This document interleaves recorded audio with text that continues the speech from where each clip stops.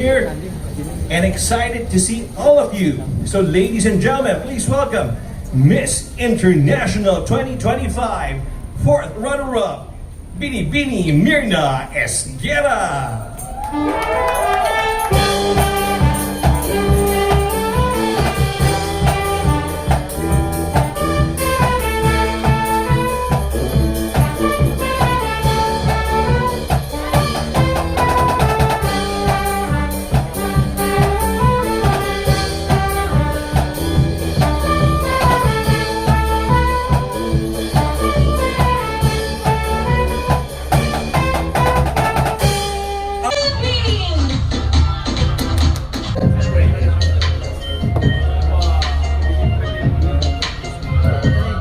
Because I hope to see every children stand tall like Mount Fuji and to ensure that no child will ever suffer the same way that I do. 心から感謝してます。本当にありがとうございました。 Your grace, beauty and dedication shone brightly on the Miss International stage. Being crowned the fourth runner-up is an incredible achievement. And you have made us all proud of you. Keep inspiring with your elegance and strength. So again, welcome back and thank you for making us all proud of you. The question is, napag-usap na ba kayo ng mga co-winners mo if kung magkaroon kayo ng vacation, saan kayo unang pupunta, and sino yung unang bibisitahin yung country?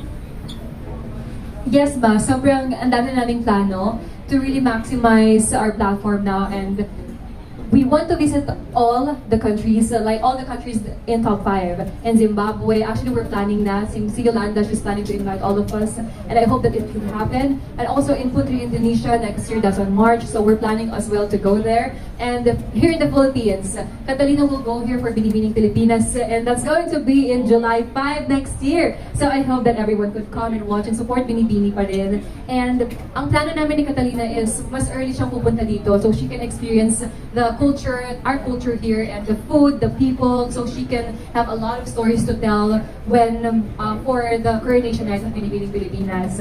And in Bolivia as well, we're planning to go there.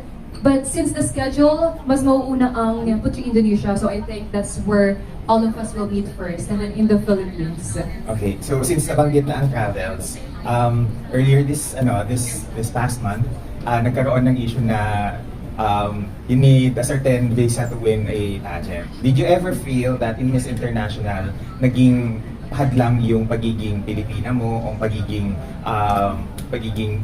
citizen ng isang country to winning the title? Actually, no. Kasi Colombia, they also need visas to countries. So it doesn't matter kung saan ka nanggaling. And what matters is your heart and the way you treat other people.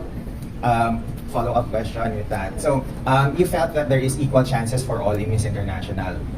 Do you also encourage people now to give more sort of like attention, respect, and a little bit more credence to Miss International for having that kind of pageant that is fair and equal to all? Why not? I mean, Miss International has proven its credibility, especially this year. It's not really about who you are or what you can do, like what you have.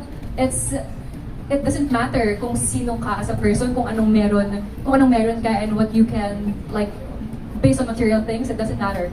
All you need is a good heart, and the way you have a heart for everyone, for the people that you meet, that is what matters in Miss International. So I think it's about time that we give more credit to Miss International and how their organization is very credible, honest, and true. And I think with everything that's happening, Miss International is, for me, the top in selecting their winners and how credible they are. So I'm really glad that I joined Miss International because sobrang dami kong natutunan. And aside from that, I felt that everyone is given the same opportunity and chance to the crowd, regardless of who they are or what they can offer. It's something very, very special in today's time that we are living. So I'm very happy, and I, of course, and to all the Filipinos, I hope that we can be very kind to our words that we say, especially online. I hope we stop degrading our candidates and for judging them before pa silang tumapak ng Miss International. I hope we have that kind heart for everyone. Kasi we are all Filipinos and we should be supporting one another and not bringing one another down. So I hope, because the top 5, lahat kami in the top 5, we experienced a lot of media hate from our own citizens. So I hope that we could stop that now. I hope that all the words that we say, we think before we post it, because every one of us we all have something na pinagdadaanan, and it's important that we stay kind to each and everyone. We spread the good words, positivity to everyone, because negativity should not have a place in social media, here, in everywhere. I hope we learn from the things that happened from before, and let's just be kind to one another. It's really important. One last, Mirna. So, with your experience at Miss International, ano yung time or ano yung wisdom na mai-impart mo kay Katrina as she competes for the title next year? Ate Kat, as I said, sobrang daming misconception about Miss International. So you don't have to fit into any societal mold that we have, that people are saying. All you have to do is just be yourself.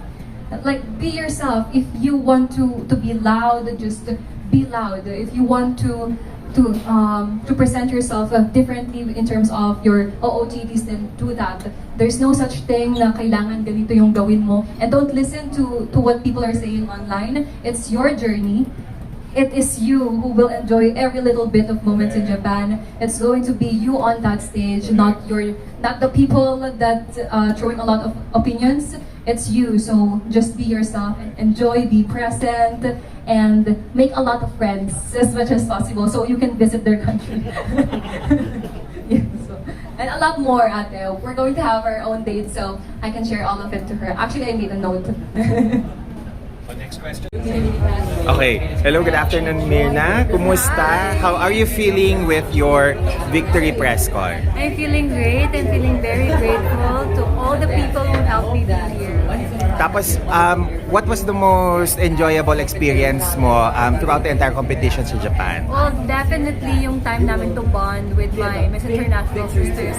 And also the food, Mount Fuji, and the weather. Sobrang lamig po sa Japan. And kaya, every time that we were touring around, hindi mahirap because it's very cold. Kaya sobrang happy with everything that happened. Tapos, ang ganda ng sisterhood ninyong top 5, no? Kasi yung mga stories ng Miss International na nag-enjoy kayo kumakain ng ramen, napapaiyak niya si Catalina with the ramen. And how was the sister developed throughout the entire competition? Well, at the very beginning, lahat naman kami were so genuine with one another on how we show ourselves, on how we treat everyone. It's really the same. And until the end of the competition, ganun pa rin. So because of that, we really connected with one another. So ang dami namin similarities and the way we think, sobrang similar lang. So every time that we're together, sobrang tawa lang kami ng tawa and we're enjoying every moment that we have together. Hindi ganon ka-intense yung competition No. na foster yung sisterhood, tama ba? And the competition talaga is not there. And the way we see each other, it's not about she's my competition. No, it's not like that. She's my sister.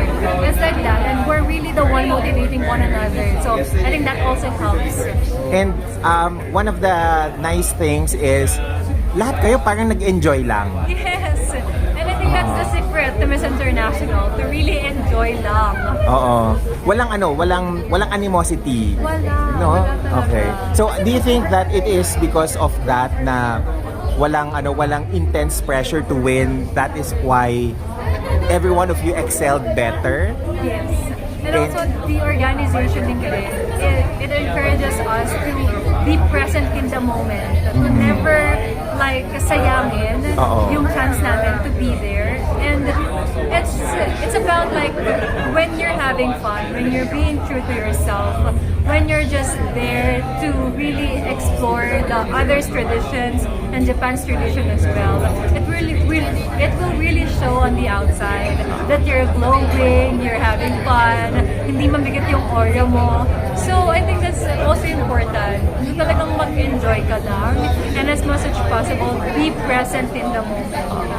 And dadalaw dito si Catalina for Binibini. So, ano yung mga naiisip mong mga plano for your tour together? I will definitely make her eat a lot of the Filipino foods that we have. And I'm also planning to visit some islands that we have here in the Philippines. And aside from that, I am I will organize a charity event for Catalina with maybe SOS Filipinas or World Vision Philippines. I will definitely do that with her. Kasi aside from the fun, I also want it to be meaningful and purposeful as well. And last one thing before we end, can you invite everyone to support your social media and to support you in your future endeavors? Thank you so much, Ma. Please, everyone, follow my social media accounts. It's BB Mirna Esguerra on Instagram and Mirna Esguerra on Facebook. Maraming salamat po, and please continue to support Binibining Pilipinas and my future plans as well. Ayan, salamat Mirna! Thank you, Ma.